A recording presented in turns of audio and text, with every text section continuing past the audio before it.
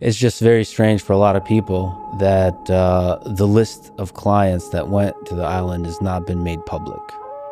Yeah, it's very interesting, isn't it? Probably will be, by the way. Probably. So if you're able to, you'll be... Yeah, I'd certainly take a look at it. But yeah, I'd be inclined to do the Epstein. I'd have no problem with it. Would you declassify the Epstein files? Yeah, I would. All right. I guess I would. Seriously, we need to release the Epstein list. That is an important thing. The DOJ may be releasing the list of Jeffrey Epstein's clients? Will that really happen? It's sitting on my desk right now to review. That's been a directive by President Trump. I'm reviewing that. I'm reviewing JFK files, MLK files. That's all in the process of being reviewed because that was done at the directive of the president from all of these agencies. So have you seen anything that you said, oh my gosh?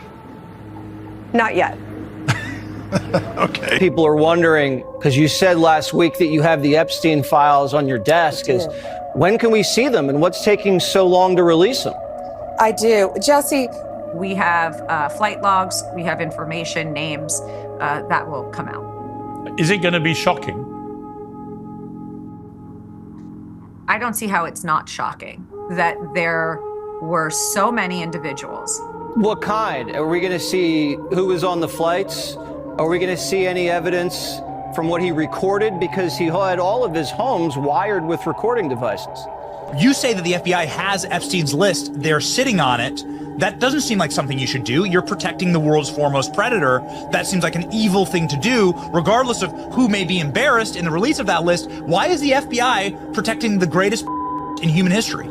Simple, because of who's on that list. His flight logs contain names of some of the biggest, most famous, and most powerful people on the planet. Members of the royal family, Prince Andrew, models like Naomi Campbell, famous actors like Kevin Spacey, Bill Clinton on those flight logs over 25 times. Hillary Clinton, she's also been to the islands. So the bigger question is, how many people that went on his private jet, that went to his private island, that went to his massive ranch in New Mexico, were also involved in the rape, torture, and trafficking of children? What we know is that this was a large network of high-profile, high-dollar predators who abused untold numbers of minors.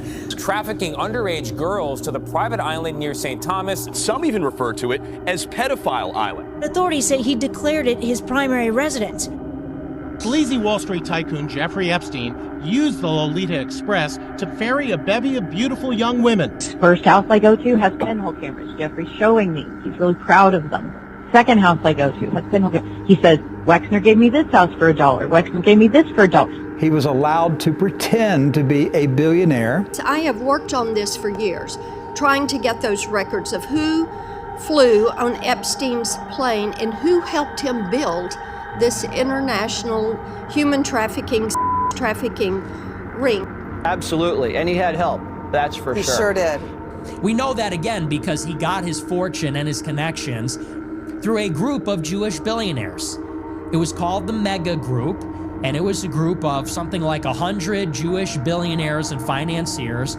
They were all Jewish. That is how they self-identified. That was the mission statement of the group. They contributed to Jewish education, pro-Jewish activism, pro-Israel activism. They were deeply involved with the Israeli government. Epstein was close to Les Wexner, who's the founder of a number of fashion brands. He runs the state of Ohio politically. Les Wexner's deeply in bed with the Israeli government, prominent Jew. Jeffrey Epstein is Jewish, and Jeffrey Epstein was able to source his money and his connections from this outfit. Wexner gave Epstein extraordinary access to his finances, evidenced by a 1991 court filing in Franklin County that gave Epstein power of attorney. And his job was to entrap influential Americans and Brits and others around the world, entrap them in sex scandals with underage teenage girls so that they could be blackmailed. He keeps everything. He records it all. He said, I record everything. Keep it for Wexner in the States. Well, Wexner is Israeli intelligence, 100%. And Gillan answers to Wexner. I know that for a fact. It was a sign that she would be under him. And I know that's where she's got all of her funding to do this scam with Epstein. I know that. And it's all out of Israel. He's working for the company. Who's the company? Zionism, Israel, Mossad. What's the plan? Entrap influential Americans and others. As part of our investigation, we spoke to Ari Ben-Mashani, who is a former Israeli spy. He said on the record unequivocally that Jeffrey Epstein was working for Israeli intelligence operations, the Mossad, and running a classic honey trap operation. That is, lure people inside, record their activities and learn about their peccadillos and use it to blackmail them. You know Epstein's an intelligence asset for people in the Middle East, right? I'm like, no, I didn't know that. I'm like, you sure of that? The person, let's say, is like, I'm absolutely sure of that. His plane and that island, the cameras, there's a big assumption out there that these videotapes were exclusively in the custody of Epstein. That's a huge mistake. The reason they wanted this story to go away is because there's an assumption like, oh yeah, Epstein had him. No, he wasn't the only one who had him, according to this source. These assets, that's why this blackmail story makes so much sense. But they found binders full of images and CDs and hard drives. She said were also tucked away in closets. We also found out that they actually were able to find a huge blue safe. Inside of that, they found cash, passports, loose jewelry, including more binders full with CDs and more hard drives. His accusers testified. They said the whole place was bugged with cameras, microphones. He recorded all of it. He had all of his residences, including in Palm Beach, Manhattan, New York, and on his private island, completely rigged with video cameras and men monitoring and capturing video of bedrooms and bathrooms. Listen to this. And I saw all the cameras. What it was like old televisions, basically. It's like stacked, you know, but they were monitors inside this cabinet. And there were men sitting here, and I looked on the cameras, and I saw toilet, bed, toilet, bed. I am never going to use the restroom here, and I'm never going to sleep here. Jeffrey Epstein found me almost immediately. He knew exactly where I was, the location. And I knew then that I was being filmed. I was being watched 24/7. There were cameras all over the island. He was charged not once, but twice with sex trafficking. That's what he was doing. He was accused, charged, and convicted by the federal government of soliciting minors through his girlfriend, Ghislaine Maxwell, under 18 women, for the purpose of having sex with powerful men that he flew to his island and that he hosted at private parties at his various residences on his private jet. He hosted these powerful people for sex and recorded them. Could I just interrupt for a second? Are you still talking about Jeffrey Epstein? This guy's been talked about for years. You're asking, we have Texas, we have this, we have all of the things. And are people still talking about this guy, this creep? That is unbelievable. Do you want to waste the time and do you feel like answering? I don't mind answering. I mean, I can't believe you're asking a question on Epstein at a time like this where we're having some of the greatest success and also tragedy with what happened in Texas. It just seems like a desecration, but you go ahead. Donald Trump has been friends with Jeffrey Epstein for years. In 2002, he told New York Magazine that he's, quote, known Jeff for 15 years. Terrific guy. He's a lot of fun to be with. It is even said that he likes beautiful women as much as I do, and many of them are on the younger side. No doubt about it, Jeffrey enjoys his social life. Close quote.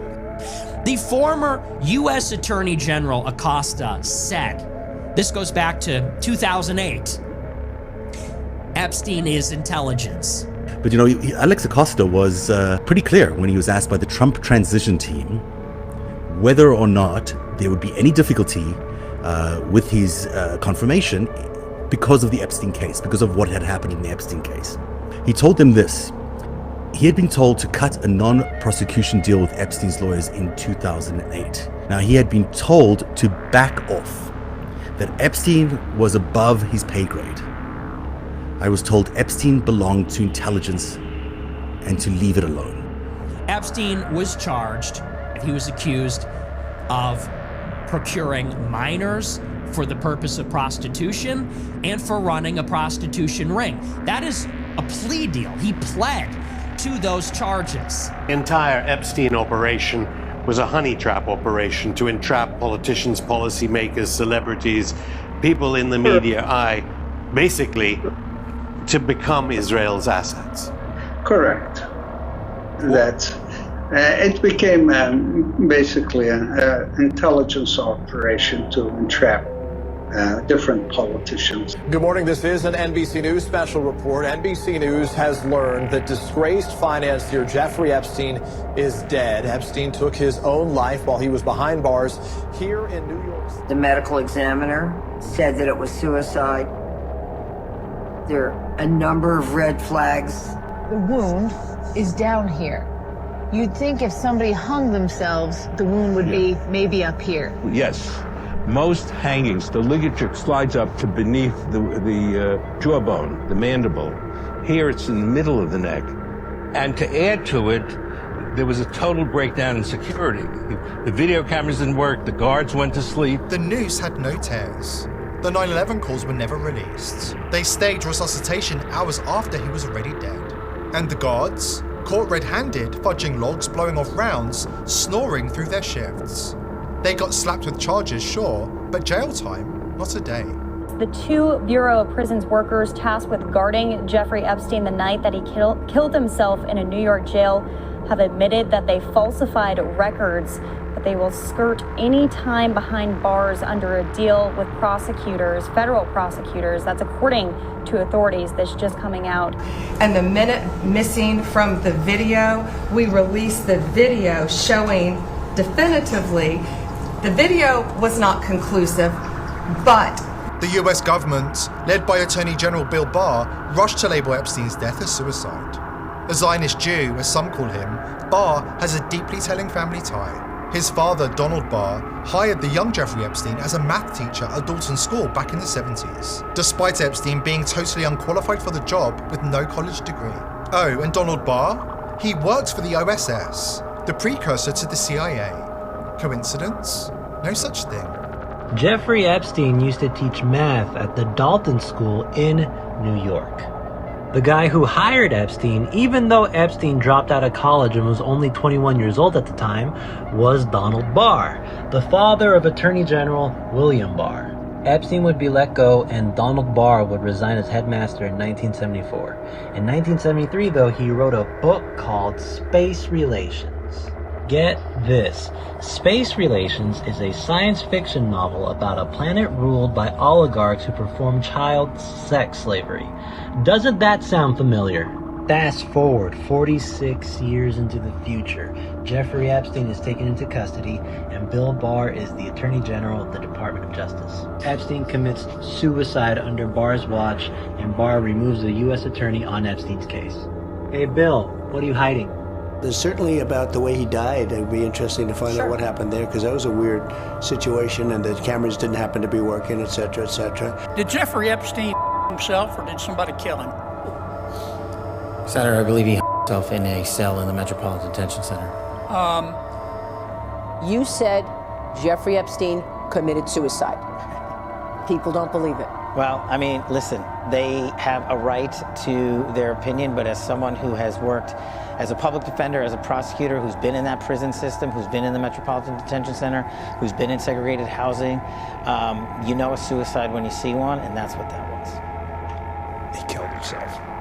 You want me to get? I've seen the whole thing. He killed himself. What cause is dear to your heart? Cause is dear to my Israel, the defense of Israel. They told us he was dead. They showed us a cell, a bedsheet, a broken hyoid bone.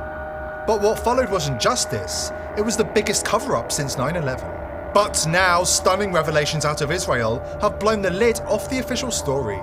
Jeffrey Epstein didn't kill himself because Jeffrey Epstein never died. Insiders say Epstein, always an intelligence asset, wasn't just a predator, he was a weapon, a blackmailer, a handler, a tool of the CIA and Mossad. And when exposure threatened the operation, they didn't kill him, they extracted him. But not with a trial. With a body. Or at least what we were told was his body. A body that didn't look anything like him under closer inspection. but did look exactly like Hillary Clinton's brother Tony Rodham, who died weeks earlier.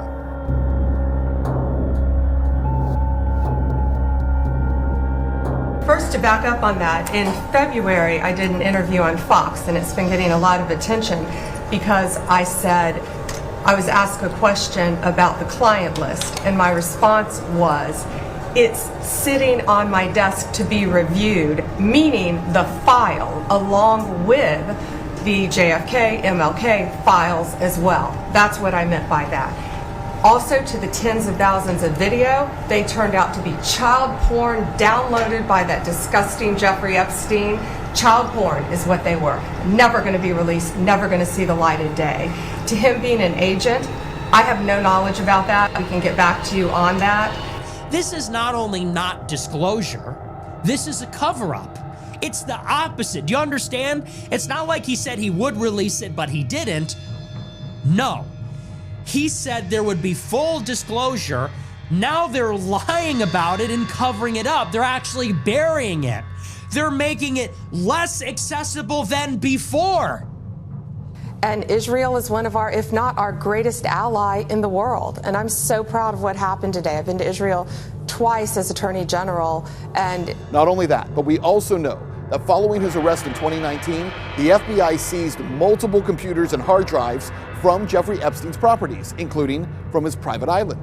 Listen, there's a massive digital footprint here. We're talking about hundreds of hard drives, USBs, CDs, backup servers, some labeled with things like Nude Girl Pics Book 4. There are entire rooms of videotapes taken from his multiple homes. So the idea that Epstein had rooms specifically set up to record sexual encounters, monitored by an AV team, and yet now we're being told he just downloaded child porn?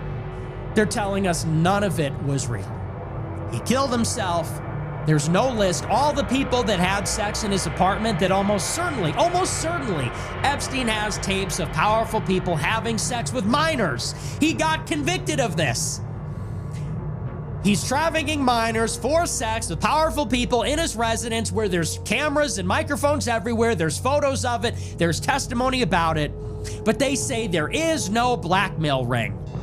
There's no list of people that were involved in this. And as a result of this, there's no one to investigate, nobody else to charge, nothing else to report. It's over.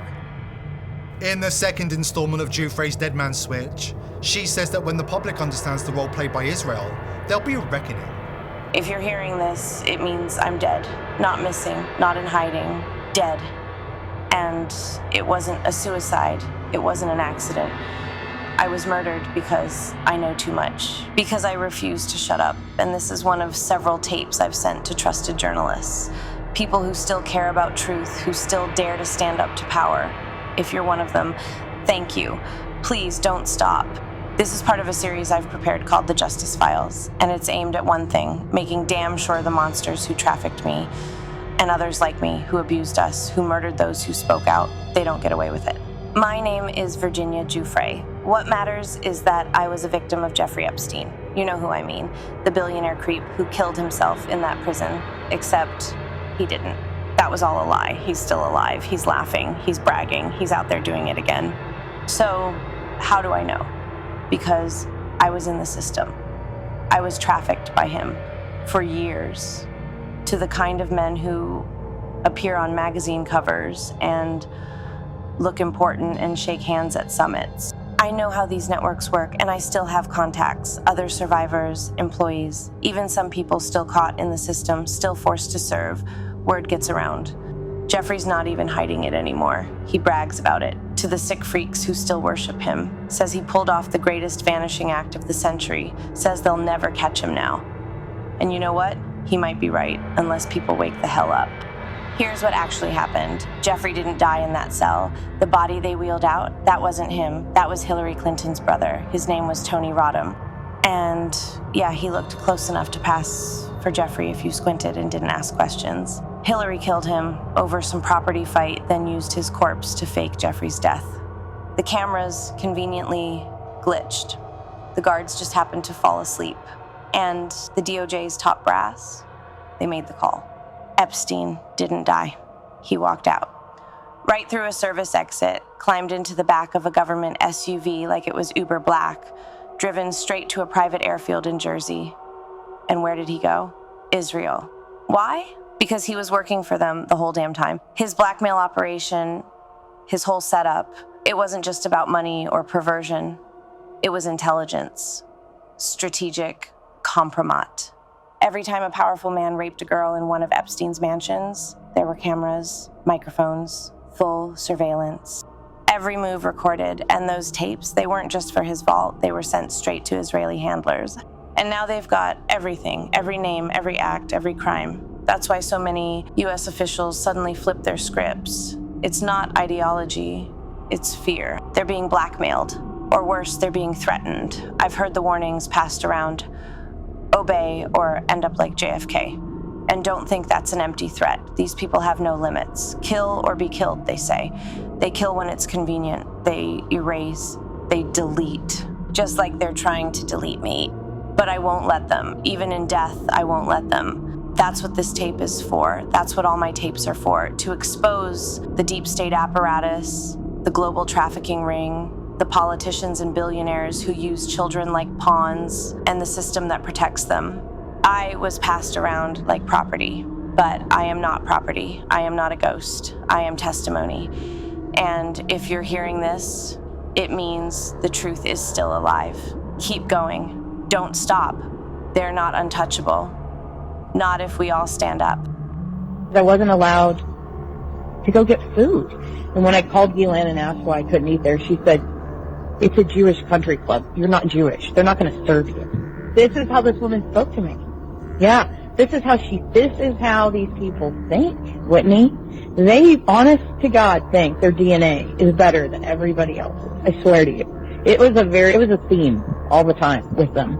With Eileen Guggenheim, with, Jeffrey Epstein, with Ghislaine. It was a theme. Jeffrey was a lot less horrible than Ghislaine as far as a human being, like just being around, because she was raping just as many children. So the country club, you weren't allowed to go because it was only for, people of a certain religion and ethnicity. Okay, so that's unfortunate. I mean, they could cut you down, and it was so morally devastating. You just felt useless as a human being when you were told you're nothing because you're not Jewish, you're stupid, you're useless, a useless white girl, a poor little peasant. Just the things that I was called, I was just like, I believed it, because it was like a cult, the problem. Yeah, you wouldn't believe the way Jeffrey and Ghislaine spoke about African Americans. It was like, it made my skin crawl. Anybody who was not Jewish, and you're right about this, but the way they spoke about them, it was really horrifying. And it showed me a great deal about how these people truly believe that they're chosen to do something here. I don't know. It's unbelievable to me. And it was every one of them, the way they spoke. And one time I heard Isabel say to her mother, Eileen, "Mommy, why do you call Maria a nobody?" And she said, "Honey, Isabel, Maria is not a Jew. She is a nobody."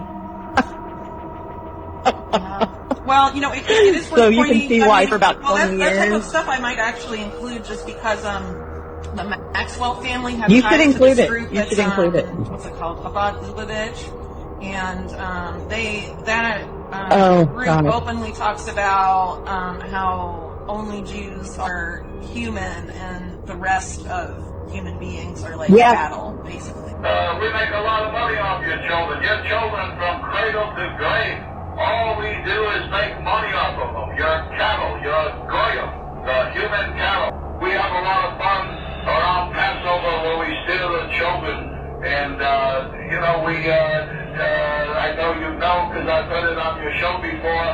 We steal 100,000 to 300,000 children a year just here in this country.